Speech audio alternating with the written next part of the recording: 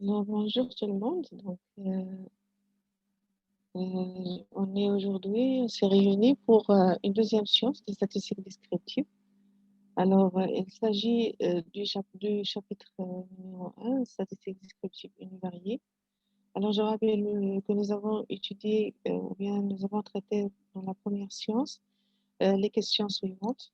On a donné une définition du statistique dans son cadre général, et puis on a traité ce qu'on appelle les notions de base.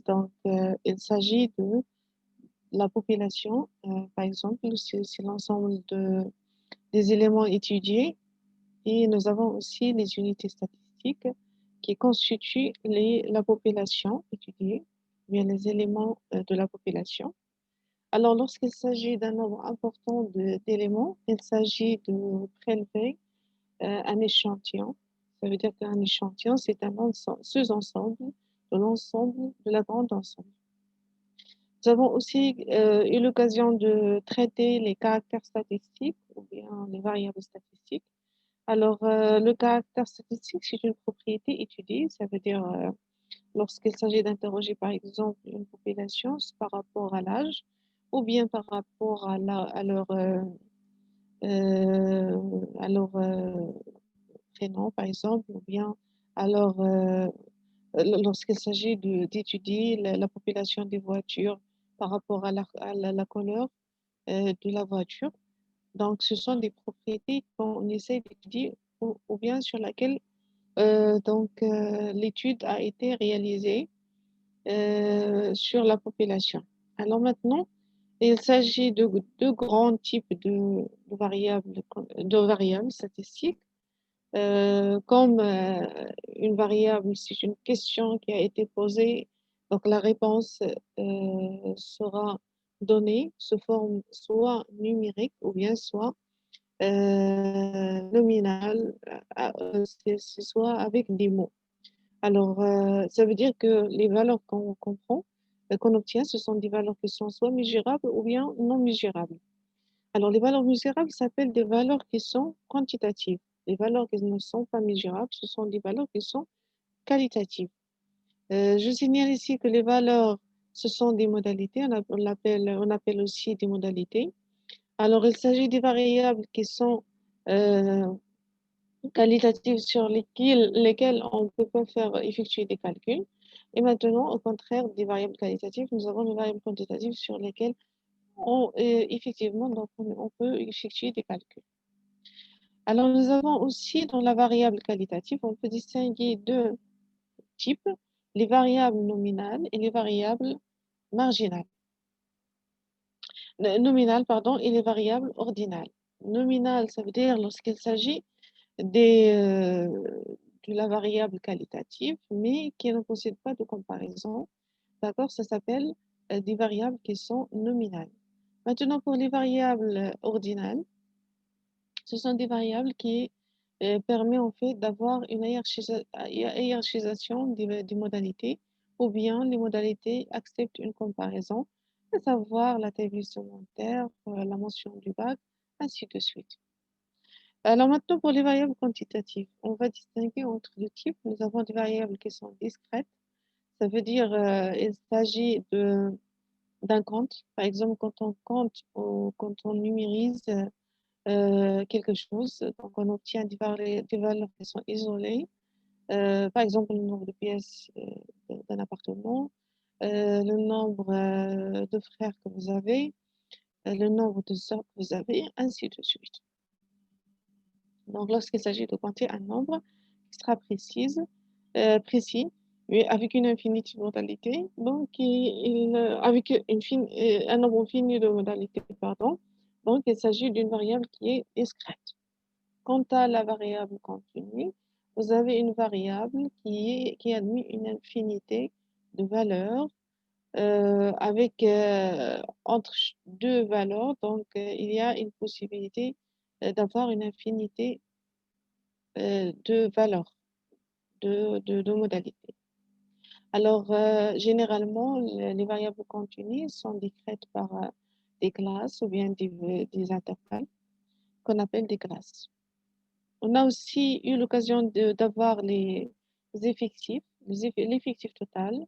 Alors, c'est la taille de la population ou bien le nombre des éléments constituant la population.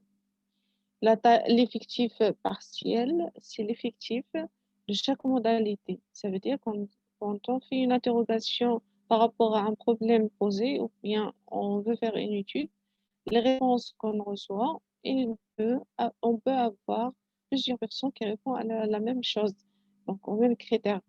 Ça veut dire que nous aurons un nombre qui satisfait une modalité précise.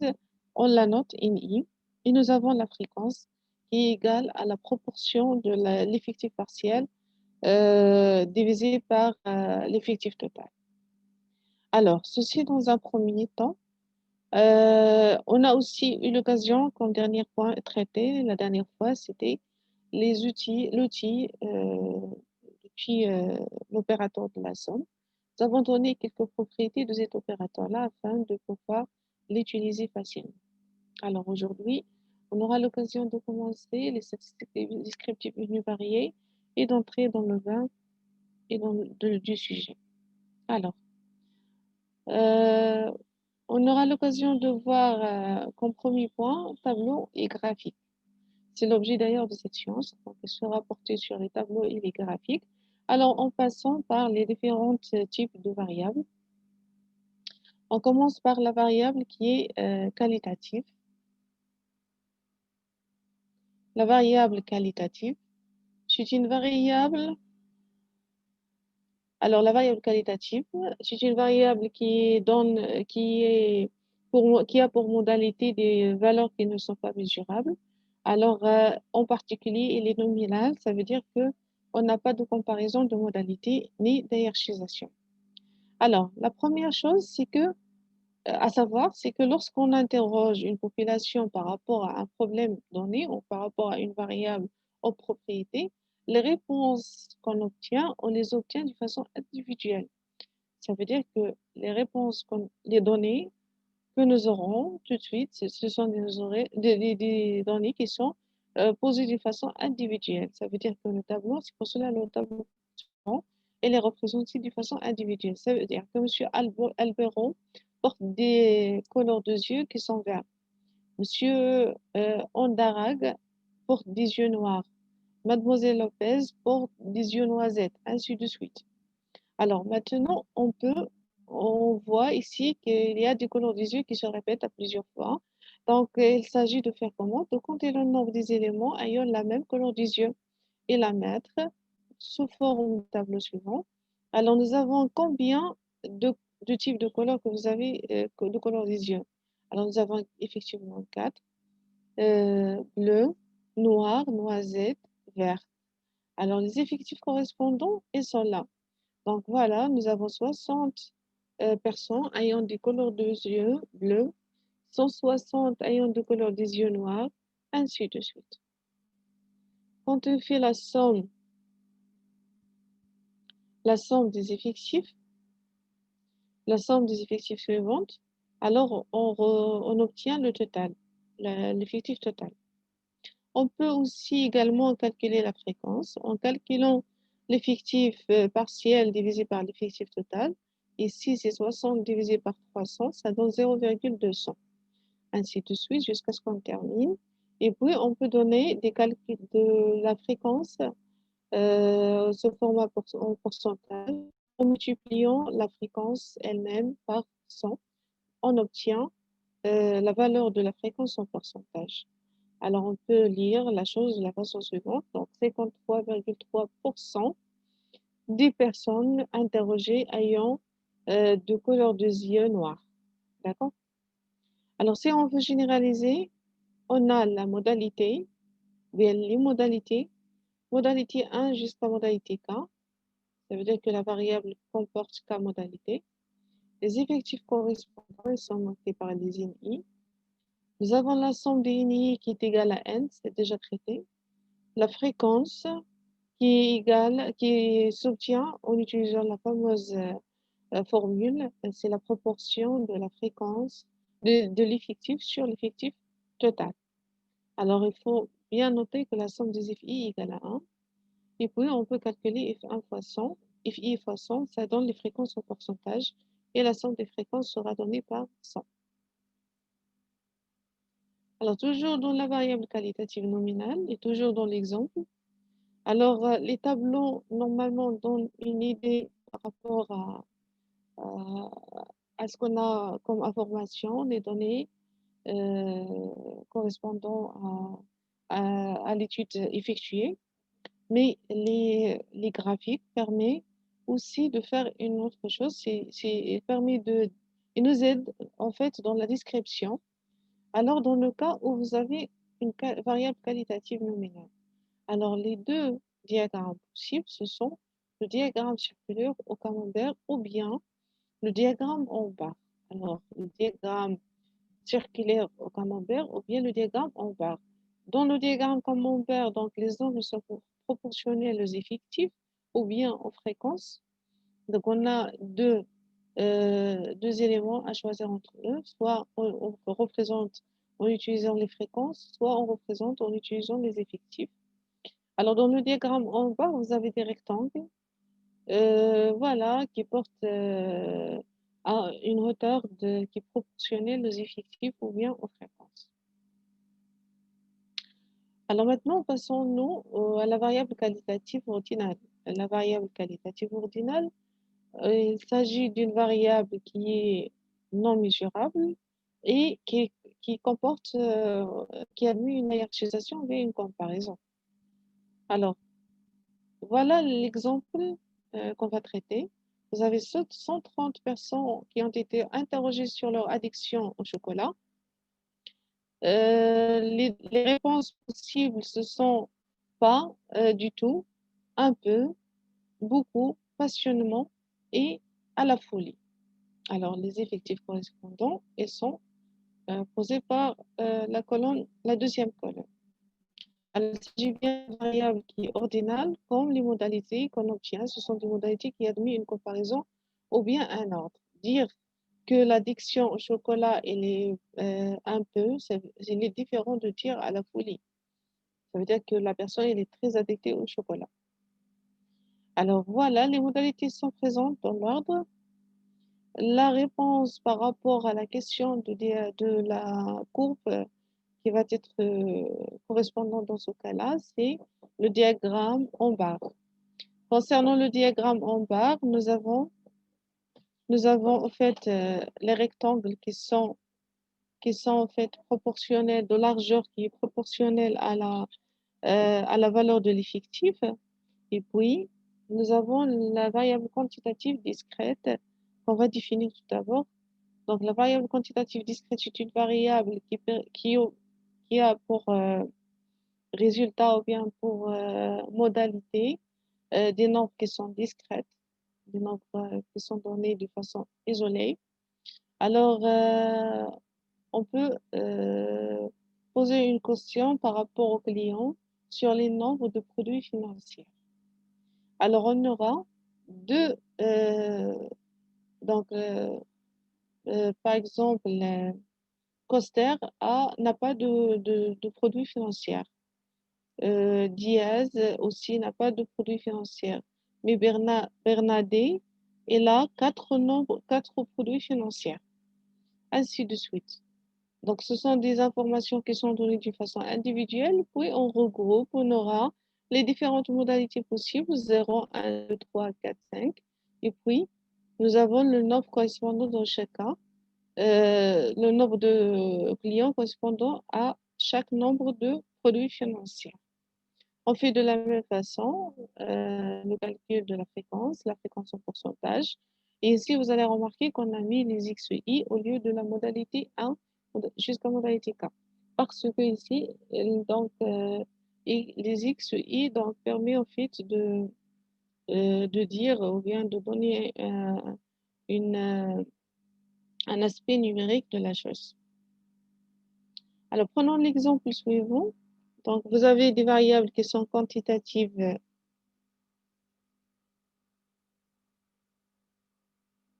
toujours discrètes. Alors, c'est le nombre de produits financiers. la représentation graphique sera donnée sous forme de diagramme en bâtons.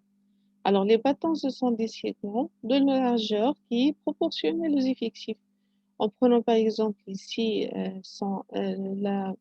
le nombre de produits financiers qui est égal à 1, donc il est proportionnel aux effectifs de 115. On trace un segment, d'accord? Et ce segment-là doit être égal, de longueur égale à 115, ainsi de suite. Voilà, donc dans le cas des variables quantitatives, on peut ajouter une courbe, une autre courbe qui peut être tracée et elle donne des informations qui sont très intéressantes pour la description de l'étude. Alors, à savoir l'effectif, la courbe des cumulés croissants et la courbe du cumulé décroissant. Alors, avant de faire ça, de tracer la courbe, on doit calculer les effectifs cumulés croissants. Mais la question, c'est quoi les effectifs cumulés croissants? Alors, la réponse, alors lorsqu'il s'agit en fait de dire, par exemple, combien de nombreux de produits, combien de clients ayant un nombre de produits financiers qui est inférieur ou égal à 2. La réponse, bien évidemment, sera 103 plus 115 plus 95, ça donne le nombre total des clients ayant un nombre de produits financiers. Mais cette réponse-là, donc, on se retrouve à chaque cas, quand on aura besoin de faire une description par rapport à un nouveau produit, donc, on doit faire les calculs à chaque fois. Alors, si on rajoute une colonne et on calcule les effectifs cumulés croissants, cela sera fait une fois pour toutes. Et puis, il suffit de faire des descriptions des valeurs qu'on retrouve. Alors, je fais comment pour calculer les effectifs cumulés croissants? Tout d'abord, les effectifs cumulés croissants, ce sont les nombres des individus pour lesquels la variable est inférieure ou égale à xi. Le résultat de l'addition de proche en proche des effectifs d'une distribution observée.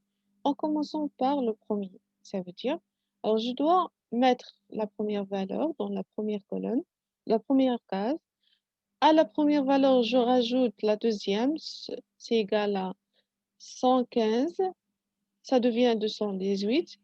Et je fais de la même façon l'addition de 218 par 95 et puis je retrouve 313 et je fais la même chose pour les autres jusqu'à ce que je termine toutes les valeurs que j'ai, tous les effectifs que j'ai. Alors vous allez remarquer ici que la dernière valeur ou bien le dernier effectif, il est égal à l'effectif total. Voilà, donc dans le deuxième cas, nous avons les effectifs cumulés décroissants.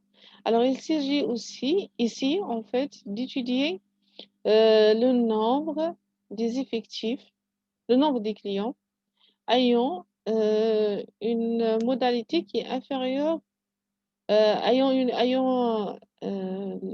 variable qui est supérieure ou égale à la modalité xi. Ça veut dire quoi? Ça veut dire que lorsque je vous demande, par exemple, de déterminer le nombre des clients ayant un nombre de produits financiers qui est supérieur ou égal à 4, la réponse sera bien évidemment de calculer 2 plus 10, ça donne 12, donc 12 personnes ou bien 12 clients ayant une modalité qui est supérieure ou égale à 4 nombres de produits financiers. Alors, comment on fait pour calculer les effectifs cumulés décroissants? Il s'agit tout d'abord de commencer de l'addition de la dernière case et de proche en proche jusqu'à ce qu'on termine toutes les valeurs. Donc, nous avons 2 plus 10, ça donne 12, ainsi de suite jusqu'à la dernière valeur. Ou bien, on peut faire autrement. On peut poser 360, c'est l'effectif total, et on retranche les valeurs jusqu'à ce qu'on trouve la dernière valeur qui coïncide au nombre de clients. Voilà, d'une façon générale, les effectifs cumulés croissants, on doit les présenter sur ce tableau-là. Voilà la représentation. Nous avons bien N1, quand on lui rajoute N2, plus N3, ça donne le grand N3, ainsi de suite. Et de même pour le reste. Alors, pour tracer, ou bien, on doit donner quelques interprétations des effectifs cumulés croissants et les effectifs cumulés décroissants. Et bien évidemment, la fréquence aussi, on a rajouté la fréquence dans ce tableau-là. On a calculé la fréquence cumulée croissante de la même façon. Ça veut dire 0,2861 plus 0,3984, 14, ça donne cette valeur-là, ainsi de suite, jusqu'à ce qu'on trouve le 1 dans la dernière. Et en commençant du 1, on retranche, on obtient les valeurs, ou bien on peut poser la dernière valeur et on fait la somme en faisant le calcul de proche en proche de la première jusqu'à la dernière. Alors maintenant, si je vous demande de lire les deux éléments suivants. Alors, on va dire tout court, il y a 313 clients ayant un nombre de produits financiers qui est inférieur ou égal à 2. 313 clients possèdent un nombre de produits financiers qui est inférieur ou égal à 2. 47 clients ayant un nombre de produits financiers qui est supérieur ou égal à 3. 47 clients possèdent un nombre de produits financiers qui est supérieur ou égal à 3. 99,44% des clients ayant un nombre de produits financiers qui est inférieur ou égal à 4. Donc la proportion de clients possédant un nombre de produits financiers inférieur ou égal à 4 est de 99,44. Maintenant, 71,39% des clients ayant un nombre de produits financiers qui est supérieur ou égal à 1. Et voilà la proportion de clients possédant un nombre de produits financiers supérieur ou égal à 1 est de 71,39%. Maintenant, on va tracer la courbe. Pour tracer la courbe, on fait comment? Alors, vous avez ici les différentes modalités permises, les effectifs correspondants et les effectifs cumulés croissants qu'on a calculés. Alors, dans un premier temps, vous avez les points qui sont déjà placés en utilisant le repère sur lequel on fait des gradations selon la situation qu'on a.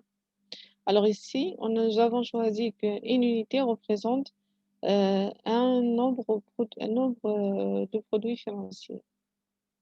Un produit financier. Alors voilà, donc 0 correspond à 103, 1 correspond à 218, ainsi de suite. Alors maintenant, il s'agit d'une courbe cumulative sur une variable qui est quantitative discrète. On va tracer ce qu'on appelle une fonction en escalier. Ça veut dire quoi une fonction en escalier? On doit considérer que la fonction elle est stable ou bien elle est constante sur des intervalles. Alors en choisissant les intervalles suivants, alors, nous avons parlé de la courbe cumulative qui ici représente une fonction, donc qui est à chaque x, on associe un nombre d'observations inférieur ou égal à x. Alors maintenant, on peut associer à la courbe cumulative, la valeur 0 entre moins l'infini et 0. Ça veut dire quoi? Ça veut dire que entre moins l'infini et 0, n de x est toujours égal à 0. Donc on trace la droite qui représente ça, ou bien la demi-droite qui représente ça. Alors, on continue. Vous avez entre 0 et 1, la valeur de n de x est égale à 103. Voilà. Entre 1 et 2, c'est 218.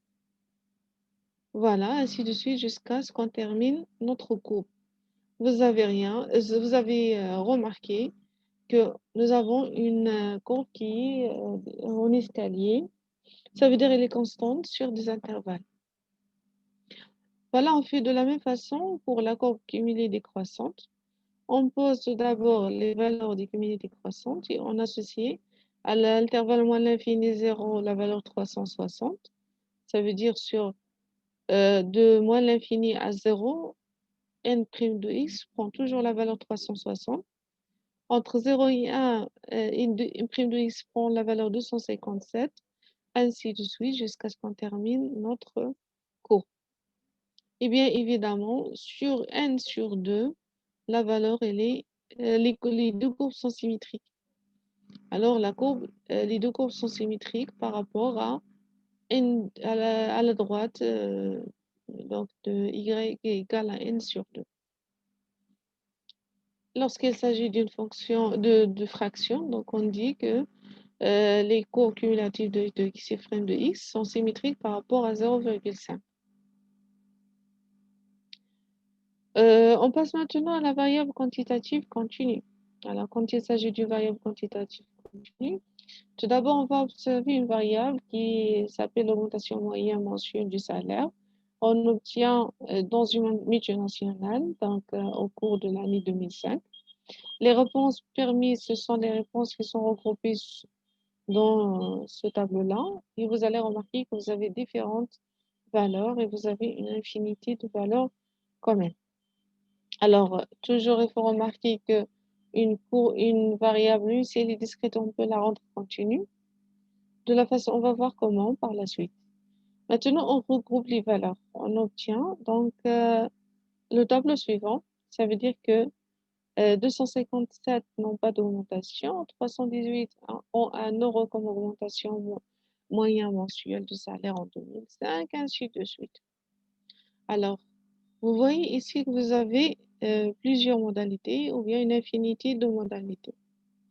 La solution maintenant pour faire l'étude, on ne peut pas la faire de cette façon-là, de cette façon-là, même si on a regroupé. La façon individuelle, elle est donnée sur ce tableau-là, mais maintenant, il faut donner des classes. Il faut les donner sous forme d'intervalles de classes. C'est pour cela, donc, on a les remarques suivantes. La variable augmentation moyenne mensuelle peut être considérée comme continue. En arrondissant à l'euro, on l'a discrétisée. Alors, ça veut dire quoi? Ça veut dire que pour une augmentation de 10 euros, on peut la faire sous forme d'intervalle entre 9,5 euros et 10,5 euros. Une variable continue ne prend pas de valeur isolée, mais les valeurs appartenant à des intervalles. Alors, je signale ici que on représente toujours les variables continues sous forme d'intervalles ou bien ce qu'on appelle des classes. Comme troisième remarque, une variable discrète comporte trop de valeurs et aussi traitée comme une variable continue. Ça veut dire lorsqu'il s'agit d'une interrogation qui porte plusieurs modalités, donc on peut les regrouper sous forme d'intervalles. Et c'est pareil dans le cas de l'augmentation mensuelle du salaire. Alors maintenant, vous avez une augmentation, un tableau qui a été représenté sous forme d'intervalle. Alors, nous avons au lieu de 0, 1, 2, 3, nous avons de 0 jusqu'à 3. 3 jusqu'à 5, ainsi de suite, jusqu'à ce qu'on termine les différentes modalités. Les effectifs correspondants, ils sont donnés de cette façon-là.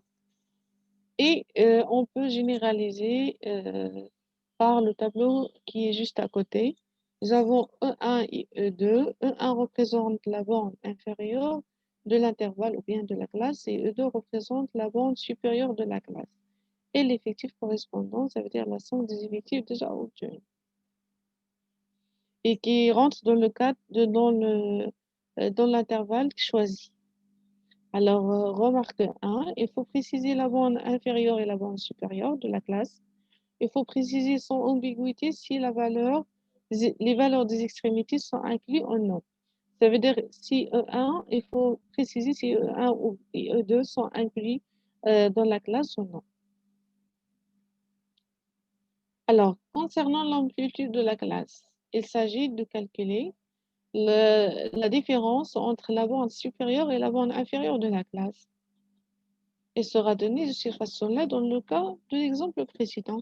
Ça veut dire que 3 moins 0, ça donne 3 comme amplitude de la classe 0,3. 2 est l'amplitude de la classe 3,5, ça s'obtient en calculant 5 moins 3. Je calcule aussi 10 moins 5 pour cette classe, j'obtiens 5 comme amplitude. Alors, il est préférable de prendre des classes d'amplitude égales. Alors, si vous remarquez ici, les amplitudes sont inégaux. Alors, nous avons différentes amplitudes, ça veut dire des classes ayant des amplitudes qui sont inégales. En général, on choisit le cas contraire parce que ça facilite la représentation graphique et aussi le choix des nombres de classes permet aussi de la faciliter. Alors, quant à la représentation graphique, vous avez l'exemple de tout à l'heure. Si on fait la représentation directement, ça veut dire on choisit l'histogramme. C'est toujours ce histogramme qui représente les variables quantitatives continues. Mais dans ce cas-là, la réponse sera non, parce qu'on ne peut pas dessiner directement pour une simple raison, parce qu'on a des amplitudes qui sont inégaux. Mais lorsqu'il s'agit des amplitudes égaux, on peut passer directement à l'histogramme. Alors, dans ce cas-là, quand vous avez des amplitudes qui sont inégaux, on doit passer par ce qu'on appelle la rectification des effectifs. On fait comment? On calcule NI sur AI, ça veut dire je prends l'effectif et je le divise par rapport à l'amplitude. Elle sera donnée de cette façon-là. Alors, c'est ainsi qu'on trace l'histogramme des effectifs rectifiés. Alors, en faisant comment? Donc, vous avez l'histogramme, ce sont des rectangles qui sont l'un à côté de l'autre, donc ils sont collés. Alors, avec la hauteur qui est proportionnelle, cette fois-ci, aux effectifs rectifiés.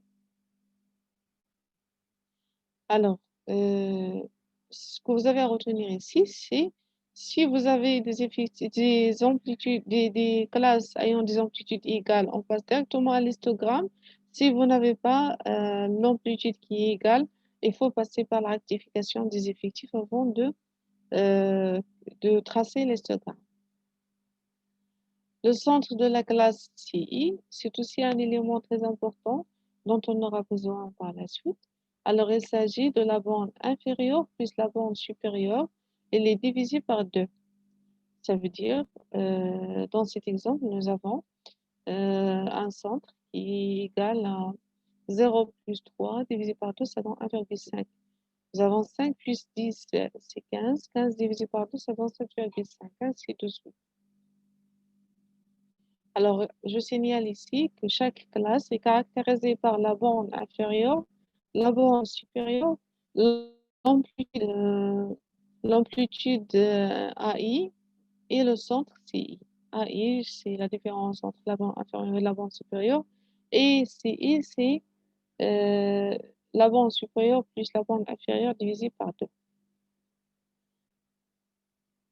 Voilà, donc toujours dans l'histogramme, pour une lecture plus approfondie de l'histogramme, nous avons la surface qui est décrite par le rouge. Elle s'obtient en multipliant l'amplitude par rapport à l'effectif rectifié. Donc nous aurons 830 comme surface, d'accord? Donc de l'intervalle de cet rectangle, elle s'obtient en calculant 3 fois 276,7. Alors, de même, pour la surface bleue, c'est toujours la même chose. Donc, 615 s'obtient en calculant AI de la classe 3,5 fois NI sur AI de la classe 3,5. Maintenant, donc, dans un histogramme, ce sont des choses que voit l'œil, dont on aura besoin. Et puis, nous avons le tracé de l'histogramme des fréquences, c'est identique.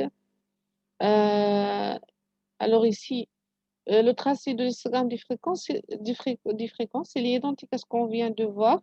Alors, il suffit en fait de passer par la rectification de l'effectif, de la fréquence au lieu de la rectification de l'effectif. Alors, la rectification de la fréquence, ça s'appelle comment? C'est la densité. Alors, il est désigné par DE et ça se calcule de la façon suivante. Fréquence partielle divisée par l'amplitude. Donc, ça donne la densité. Alors, comme la variable, elle est quantitative, donc il faut passer par le cumulé croissant aussi. Et si le cumulé croissant, donc on a juste à faire la différence par quand est-ce qu'on utilise la bande inférieure ou bien la bande supérieure pour faire une telle description. Mais sinon, le reste, il est pareil. Donc, le calcul des effectifs, ça se fait de la même façon.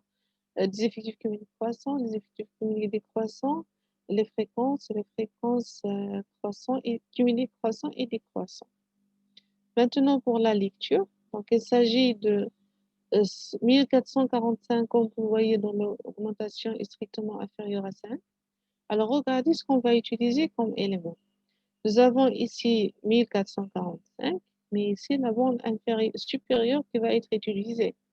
Ça veut dire tous les éléments qui sont inférieurs à 5 ne font pas partie de l'effectif calculé. Pardon, il fait partie de l'effectif calculé. Donc, le contraire, c'est que vous avez, lorsqu'on dépasse 5, donc on n'est plus dans l'effectif cumulé croissant qui est calculé. Alors, dans le deuxième cas, on peut parler de 170 employés ayant une augmentation supérieure ou égale à 10. Maintenant, on va utiliser les effectifs cumulés décroissants et la borne inférieure de la classe.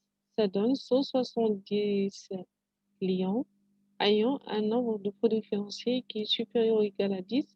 Pardon, on est maintenant, est-ce que c'est de, oui, c'est de l'augmentation. Toujours de l'augmentation. D'accord? La question qui se pose ici, alors lorsqu'il s'agit de chercher une valeur, un nombre d'employés ayant une augmentation qui est inférieure à 17, on fait comment?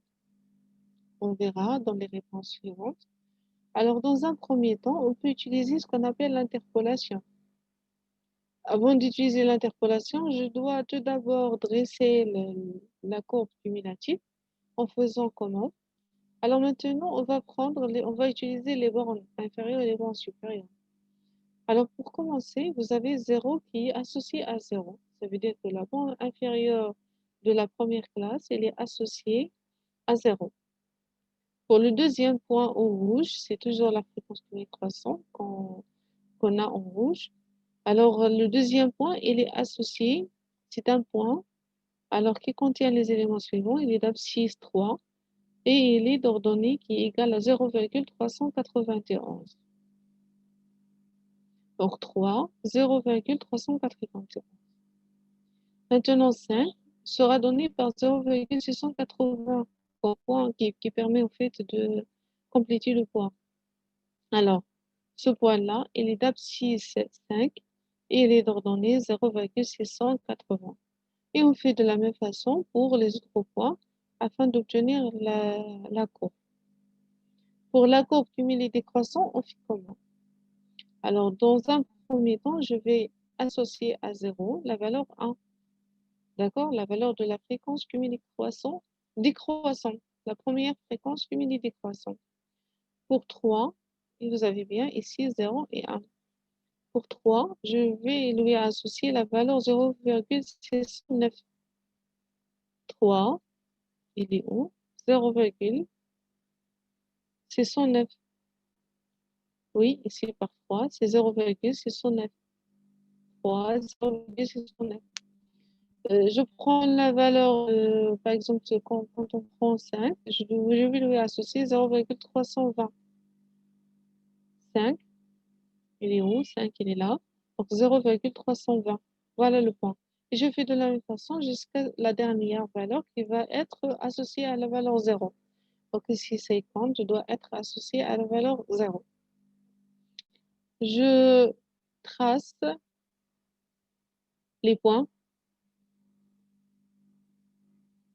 Je relie entre les points, pardon. J'aurai les valeurs suivantes. Voilà, donc on a relié entre les points de la courbe cumulée croissante. On obtient une courbe croissante et on obtient une courbe décroissante dans le cas des valeurs numériques des effectifs cumulés décroissants. On cherche maintenant à répondre à la question précédente.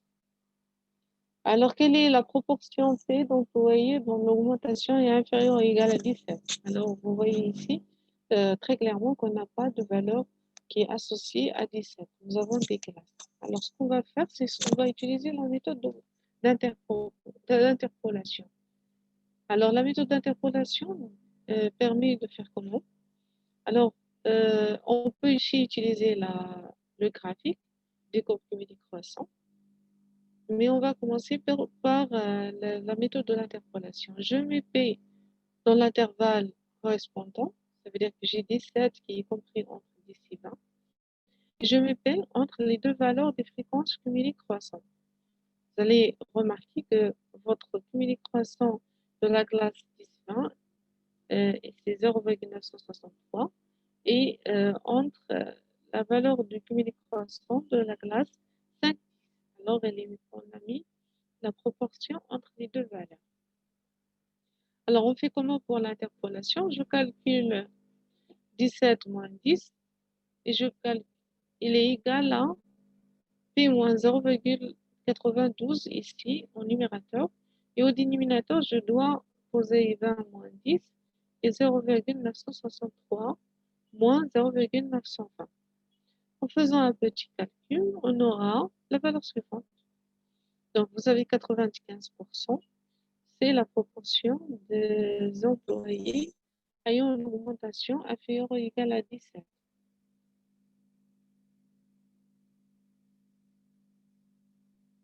Alors, on peut utiliser la courbe pour effectuer le même travail. Alors, je vais chercher 17 où il est. Alors, je vais essayer de chercher le point d'abscisse 17. Et sur la droite des ordonnées, je cherche la valeur ou bien de l'ordonnée du point que j'ai trouvé déjà sur la courbe, qui est d'abscisse 17. Voilà, c'est 0,95, donc 95% des employés ayant une augmentation de 17 euros. En résumé, nous avons deux types de variables qualitatives, deux variables. Donc, nous avons les variables qualitatives nominale et ordinale et la variable quantitative discrète et continue. Pour la représentation graphique concernant les effectifs pour les fréquences, on a pour les variables qualitatives nominales diagramme en bas ou bien diagramme en camembert. Pour les variables ordinales, nous avons un diagramme en bas. Pour les variables quantitatives discrètes, nous avons un diagramme en bâton. Et pour les variables continues, nous avons un histogramme. Et sans oublier de parler des courbes cumulatives des effectifs et des fréquences. Nous avons une courbe en escalier dans le cas discret et une courbe croissant et décroissant dans le cas continu. On termine par un exemple d'application. Alors, on considère la distribution des 200 employés d'une entreprise selon leur salaire annuel exprimé en kilo-euros. Vous avez le tableau. Vous avez deux questions à traiter.